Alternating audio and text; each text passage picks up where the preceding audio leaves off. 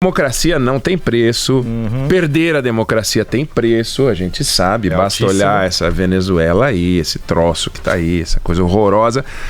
Agora, ela não tem preço, a democracia, mas ela tem custo. Ela tem custo, não é assim, a democracia não tem custo, as coisas custam, né? E a gente precisa discutir esse custo, né? Por exemplo, a felicidade não tem preço. Mas a viagem que você faz tem custo. Mas eu fico feliz viajando. Tá bom, mas tem custo, precisa botar no papel. A Carla Bigato voltou de uma viagem e ela sabe exatamente quanto custou a viagem dela, né? Aqui minha planilha. A planilha do Felipe Bueno. Moderníssima. Exato. Página por página. Olha lá que beleza. Então é assim, ela ficou feliz? Ficou feliz. Muito. Mas ela investiu um dinheiro nisso? Investiu um dinheiro nisso. Ela poderia investir menos ou mais? Poderia, depende do orçamento dela, não sei. Mas a felicidade, ela ia buscar a máxima felicidade com custo dentro do orçamento que cabe, né? Isso vale para a democracia também, não é que a democracia tem um custo, né? E o que é o custo da nossa democracia? É o custo da Câmara dos Deputados, é o custo do Poder Executivo, é o custo das instituições todas, é o custo do sistema que existe para que as pessoas entrem nesse modelo. Tudo isso é custo do nosso funcionamento democrático. Então, como a gente aprovou e vai para a sanção um fundo eleitoral que é parte desse sistema, é parte desse custo da democracia, eu queria discutir um pouco deste custo, tanto no aspecto financeiro quanto no aspecto mais conceitual, né? Então vamos olhar primeiro para o lado financeiro, né? O fundo eleitoral se destina a financiar a eleição do poder legislativo, não do poder executivo, né? E se destina a financiar a eleição também e também dentro desse dinheiro, dentro desse processo, tem os custos do poder judiciário, que não estão contabilizados, que é a justiça eleitoral. Então vamos fazer uma continha aqui, boba, bem boba. De padaria. A justiça eleitoral custa 6 bilhões de reais por ano. 6 bilhões de reais por ano. Tem quase 3 mil magistrados, tem 21 mil servidores, 6 bi. Em 4 anos... 24. O fundo partidário, que não é o fundo eleitoral, mas é aquele que anualmente os partidos recebem, custa 800 a 900, eu acho que é o último número que saiu, milhões de reais por ano, vezes 4, 36, 3.600. O fundo eleitoral, ele em 4 anos, ele ocorre 2 vezes, né? Foi 1,7 na última eleição, vai ser mais ou menos a mesma coisa, vamos imaginar que seja a mesma coisa agora, 3,4 dá 7, com 24, 31 bi. Então, 31 bilhões de reais em 4 anos é o nosso investimento na manutenção do processo eleitoral, não da democracia, do processo eleitoral, que faz parte da democracia, 31 bilhões de reais por ano. Se a gente considerar que o Congresso Nacional, as câmaras municipais e as assembleias legislativas, que tem que funcionar durante 4 anos, custam alguma coisa como 40 bi por ano, somando todas, vezes 4 são 160 bi. Então a gente tem 160 bi de custo do Poder Legislativo brasileiro, por quadriênio. A gente tem 24 da Justiça Eleitoral, que dá 184. Aí a gente tem o fundo partidário com 3.600 e o fundo eleitoral com 3,4. A gente vê o seguinte, que o fundo eleitoral e o fundo partidário somados representam menos de 4% do total do custo do poder legislativo e do poder judiciário que envolve essa estrutura toda partidária brasileira. Então, do ponto de vista financeiro, tem coisa muito mais cara para a gente discutir. A começar da justiça eleitoral. 24 bilhões de reais em 4 anos, 6 bi ano, é uma fortuna, é muito dinheiro, é caríssimo. A justiça eleitoral, a maior parte dos países não tem justiça eleitoral. Eles organizam a eleição com a estrutura da justiça, né? como também a maior parte dos países não tem justiça militar, como a maior parte dos países não tem uma justiça do trabalho específica. Você tem pedaços do Poder Judiciário cuidando desses temas, porque esses temas existem. Então, a gente tem uma estrutura que é montada para custar muito caro, e aí tem esse fundo eleitoral que, se a gente olhar o valor dele sobre o todo, não é realmente a coisa mais cara que tem por aí. Aí tem uma outra questão, que é a questão conceitual que está por trás, que eu acho que ela é mais relevante, posto que o número a gente vê é que eu somei com fundo partidário, mas se você aplicar 3,4, que são 2 fundos desse em 4 anos, no custo do nosso processo todo, você vai ver que vai dar aí 2% do custo total. Não é o mais importante, tem 98 para a gente discutir. Mas tem uma outra questão, que é o seguinte: o que é um partido político, né? O partido político é uma pessoa jurídica, como se fosse uma empresa, de direito privado e não público.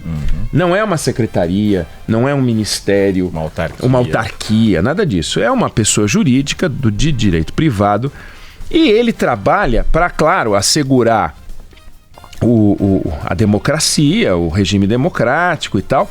Reúne pessoas ideologicamente assemelhadas, mas é de livre associação, né? Não é a Receita Federal. A gente não se associa à Receita Federal, né?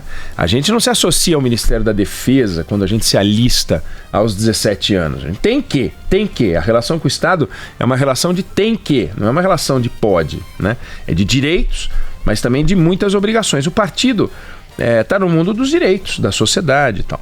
Então, o partido é algo privado. E a gente criou um sistema que é totalmente supervisionado pelo Estado.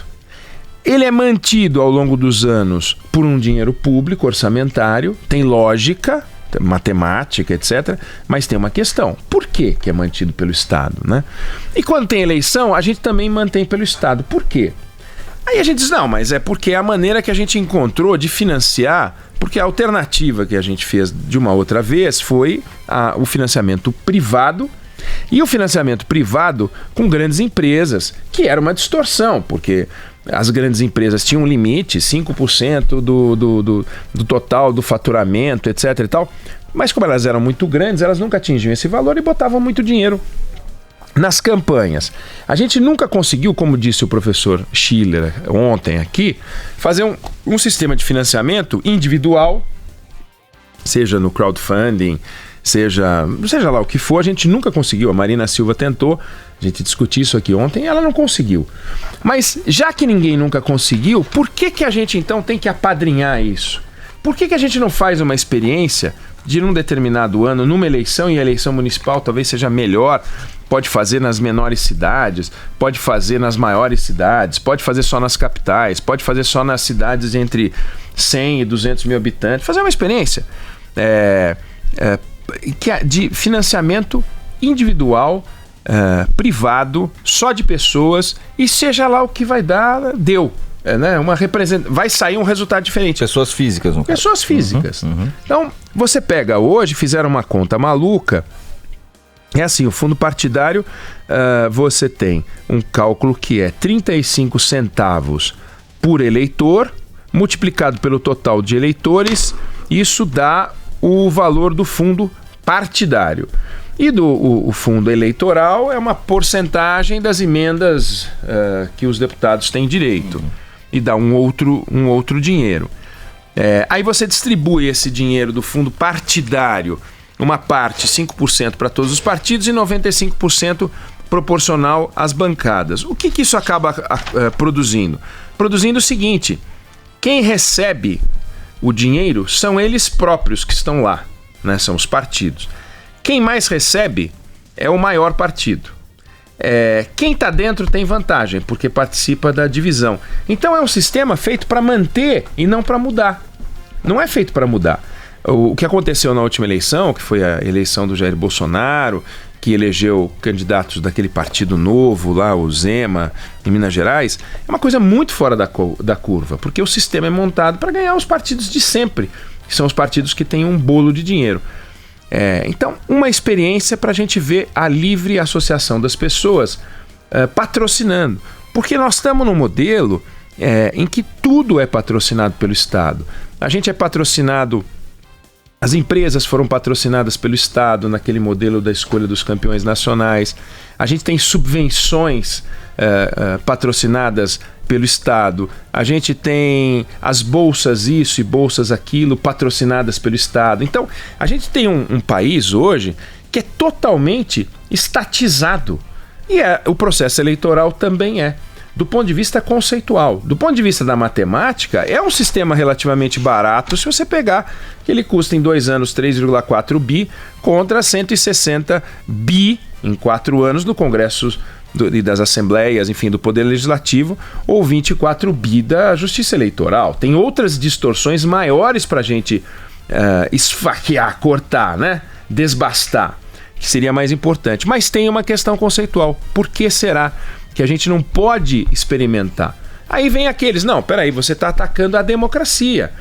A democracia tem que ter um sistema seguro de manutenção, a democracia tem que ter um sistema de financiamento, a gente não pode brincar. Bom, mas o sistema tributário também tem que ser estável e seguro, o sistema previdenciário também tem que ser estável e seguro, e a gente está discutindo esses sistemas, né?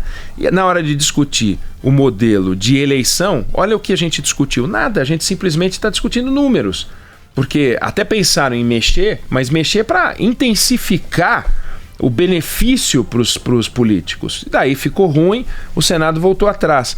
A Câmara, ao votar, ela reincluiu aquele direito de poder pagar os advogados e as multas, o que é uma distorção.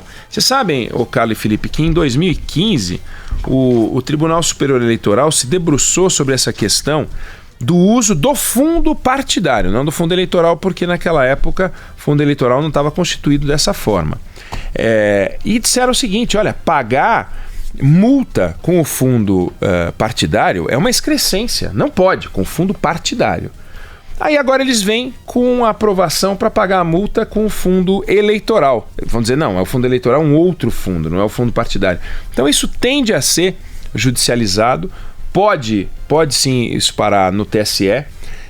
Houve um pedido de informação no TSE na época, eles tomaram uma decisão e o presidente do TSE era o Toffoli. E o Gilmar Mendes participava daquele plenário e eles decidiram que não podia, porque entendem que isso é uma distorção. O professor Schiller até falou aqui, você pega um dinheiro do Estado para pagar uma multa que você deve para o Estado. É um negócio completamente maluco, né? Mas agora eles estão autorizando isso neste fundo. Vamos ver como é que vai ficar. Mas acho importante ficar claro assim, do ponto de vista dos valores, a gente não deve ficar tão chocado.